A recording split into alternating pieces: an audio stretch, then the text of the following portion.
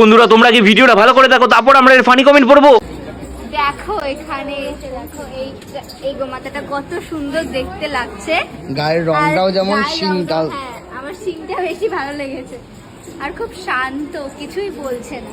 তো চলিए শুরু করতে हैं। ওড়না আর ব্রা পরতে কি অসুবিধা?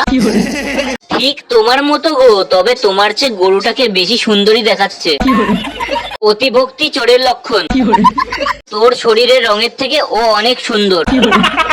ও মা, তাই তো, এই প্রথম দেখলাম এটা গরু বলে, তাই না? তুমি না দেখালে বুঝতেই পারতাম না যে এটা গরু। শিংটা তোমার ভেতরে ঢুকিয়ে নাও। দুই বোনকে একসাথে দেখে ভালোই লাগলো। ভালোই তো দেখাচ্ছিস, আর একটু খুলেই দেখা।